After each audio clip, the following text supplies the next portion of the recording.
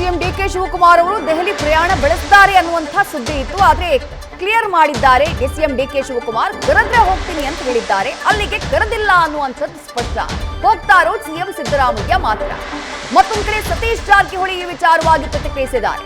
ಮುಹೂರ್ತ ಫಿಕ್ಸ್ ಆಗಿದೆ, ಆದ್ರೆ ಒಳಗೇನ್ ನಡೆಯುತ್ತೋ ಗೊತ್ತಿಲ್ಲ ಅಂತ ಹೇಳಿದ್ದಾರೆ. ಇವರ ಹೇಳಿಕೆ ಬಹಳ ಕುತೂಹಲಕ್ಕೆ ಕಾರಣ ಆಗ್ತಾ ಇದೆ.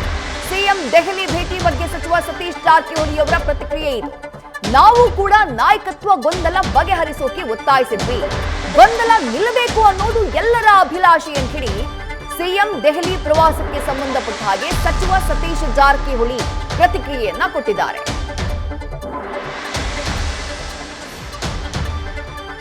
ಇದು ಗೊಂದಲ ಬಗ್ಗೆ ಕರೆದರಂತ ನಮ್ಮ ನಿರೀಕ್ಷೆ.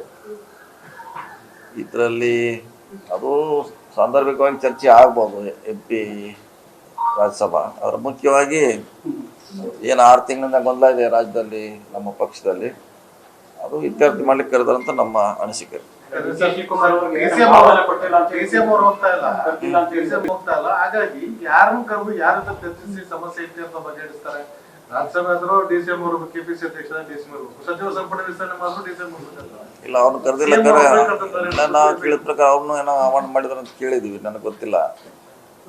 ನಿಮ್ಮ ಪ್ರಕಾರ ಇಲ್ಲದೆ CM ಮಾತ್ರ ಉತ್ತರ ಗೊತ್ತು, ಇವ್ರದ್ದು ಐಡಿಯಾ ಇಲ್ಲ. ಏನ್ ಸಾಧ್ಯತೆ ಇದೆ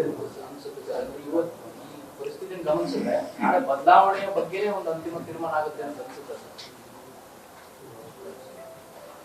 ಅದೆಲ್ಲ ಮತ್ತೆ ಈಗೇನು ಸಮಸ್ಯೆ ನಡೀತಾ ಇದೆ 6 ತಿಂಗಳಿಂದ ಅದರ ಇತ್ಯರ್ಥ ಮಾಡಿದ್ರೆ ಪ್ರಮುಖ ಅಜೆಂಡಾ. ಅದು ನಮಗೆ ಗೊತ್ತಿಲ್ಲ, ಅದು ಯಾವ ಓಪನ್ ಆಗಬೇಕಲ್ಲ. ಅದು ಈಗ EVM ಓಪನ್ ಆಗಬೇಕಲ್ಲ, ಅದು ಕೀ ಹಾಕಿ ಓಪನ್ ಆದಾಗ ಗೊತ್ತಾಗೋದು ಯಾರಿಗೆ ಎಷ್ಟು ಬಿದ್ದು ಏನಾಗ್ತದೆ ಲೆಕ್ಕ.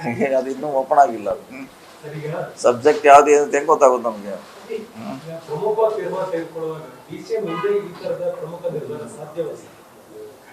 ಗೊತ್ತಿಲ್ಲ ಅದ್ರ ಬಗ್ಗೆ, ಯಾಕೆ ಕರೆದಿಲ್ಲ, ಕರೆದಿರ್ಬೋದು, ಇನ್ನು ಸ್ಪಷ್ಟವಾಗಿಲ್ಲ, ಅದು ಗೊತ್ತಿಲ್ಲ.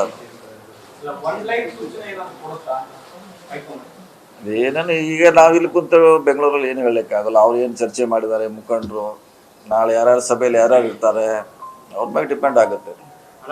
ನೀವು ಕೂಡ ಇಷ್ಟು ವರ್ಷಗಳ ರಾಜಕೀಯ ಗೊತ್ತಿರುವಂಥದ್ದು, ಮತ್ತೆ ಡೆಲ್ಲಿ ಹೈಕಮಾಂಡ್ ನಾಯಕರು ಎಲ್ಲವೂ ಗೊತ್ತಿದೆ, ಪ್ರಸ್ತುತ ಪರಿಸ್ಥಿತಿ ಎಲ್ಲ ಗೊತ್ತಿದೆ. ಒಂದು ಹಿಂಟ್ ಏನಾದರೂ ನಿಮ್ಗೊಂದಿರುತ್ತೆ, ನೀವು ಕೂಡ ಅಭಿಪ್ರಾಯವನ್ನು ಕೂಡ ಕೊಟ್ಟು ಬಂದಿರ್ತೀರಿ. ಇಲ್ಲ, ಅದು ಅವಾಗ ಕೊಟ್ಟಿರ್ಬೋದು. ಆದ್ರೆ ಈಗ ಅಂತಿಮವಾಗಿ ಅವ್ರು ತೀರ್ಮಾನ ತಗೊಳ್ಳಿಕ್ಕೆ ಇತ್ಯರ್ಥಿ ಹೇಳಲಿಕ್ಕೆ ಕರೆದಿರಂತ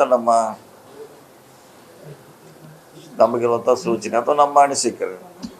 ಪ್ರಶ್ನೆ ಪತ್ರಿಕೆ ನಾಳೆ ಕೊಡೋರು 11 ಗಂಟೆಗೆ. ಅದನ್ನ ನೋಡ್ಬೇಕಲ್ಲ. ಇವತ್ತು ಲೀಕ್ ಆದ್ರೆ ನೀಟ್ ತರ ಲೀಕ್ ಆದ್ರೆ ಮತ್ತೆ ಪೋಸ್ಟ್ಪೋನ್ ಆಗುತ್ತೆ. ಅದಕ್ಕೆ ಅದೆಲ್ಲ ಟ್ರೆಜರಿಯಲ್ಲಿ ಸೇಫ್ ಆಗಿದೆ.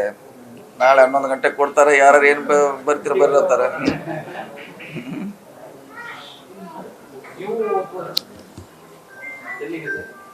ಡೆಲ್ಲಿ ಏನಿಲ್ಲ, ಇಲ್ಲ ಇಲ್ಲೇ ಆರಾಮಾಗಿದೆ.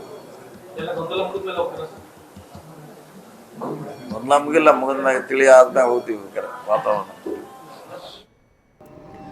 ಸತೀಶ್ ಜಾರಕಿಹೊಳಿಯವರ ಪ್ರತಿಕ್ರಿಯೆ ಬಹಳ ಕುತೂಹಲಕಾರಿಯಾಗಿತ್ತು.